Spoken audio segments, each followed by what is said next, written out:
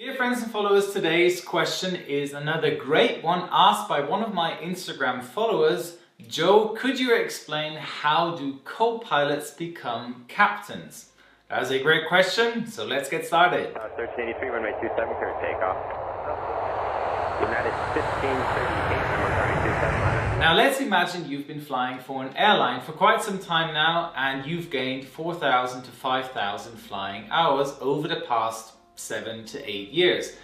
Now you've not only profited from flight experience, you've also gained seniority over the years, which is a crucial part in becoming a captain. Now your airline makes an announcement for a so-called captain's upgrading. There can be many reasons why the airline is in need of new captains. Older captains might have retired or left the company for other reasons, or the company is in an overall growth, more planes need more pilots. So you apply for the captain's upgrade if you're one of the co-pilots with a higher seniority. Sooner or later, the Department of Flight Training will set you up for the PICUS program, Pilot in Command Under Supervision program, meaning you as a co-pilot act as a captain from the right-hand seat. You'll be the pilot in command, fulfilling captain duties like passenger announcements, dealing with situations with the ground handling, taxiing towards the runway, and much more. The amount of PICUS hours vary for many different reasons. For example, in which country you're flying, flight regulation authorities, aircraft type, previous gained hours, etc.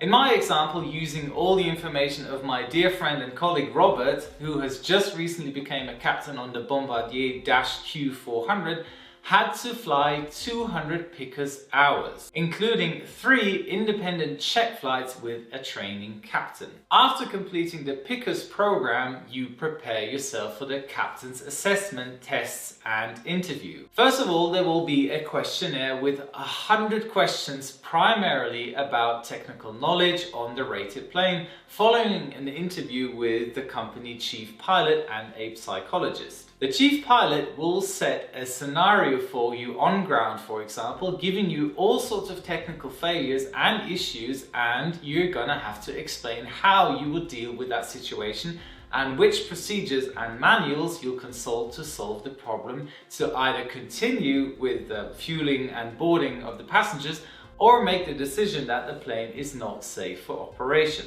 The psychologist will pay close attention on your interpretation and judgment on the imaginary scenario. After passing the assessment, you'll have 6 days of captain's ground course with all sorts of different and interesting courses like the CRM, crew resource management, flight safety knowledge, duties and responsibilities as a captain, and working with the airplane's technical logbook, usage of the minimum equipment list, and how to deal with exceptions at airports with no maintenance service, for example. You're going to pay close attention at standard operating procedures and a closer look at the operating manual, the OM Alpha. After completing the ground course, the fun part starts. 12 sessions of simulator training, each 4 hours long.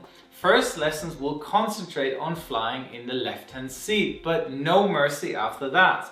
You'll be constantly tested on the airplane knowledge, memory items, checklists, emergency procedures, and a lot of captain's decision training. What would you do if this or that happens?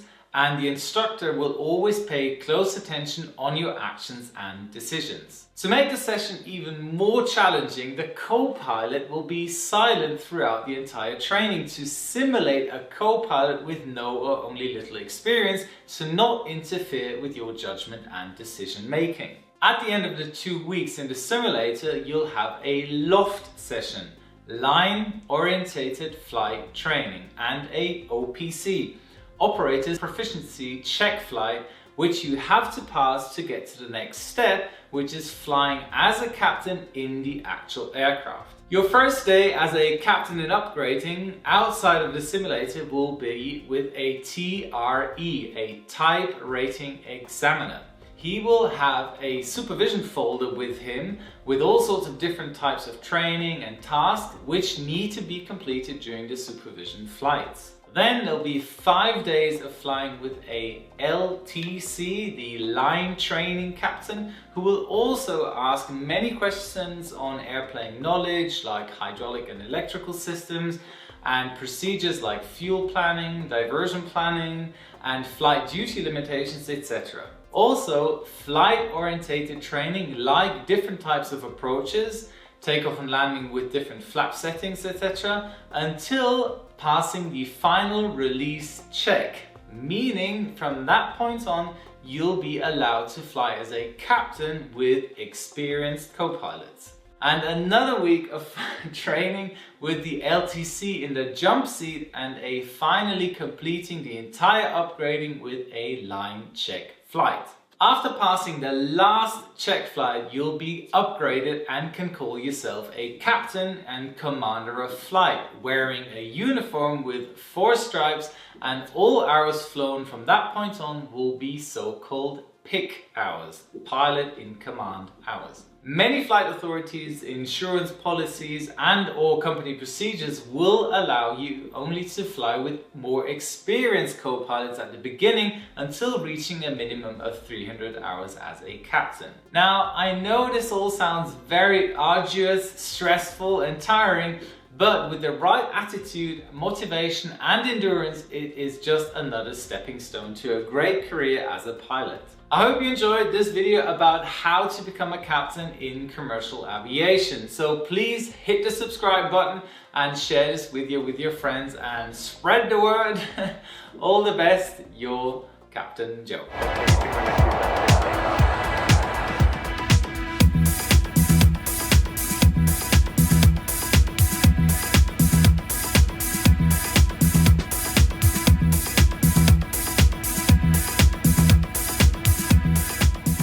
As mentioned before, the upgrading procedure varies from airline to airline and very often depend on flight authority regulations. But the program in general has to cover basic topics including technical skill tests, flight safety knowledge, decision making, and all mixed into adequate training.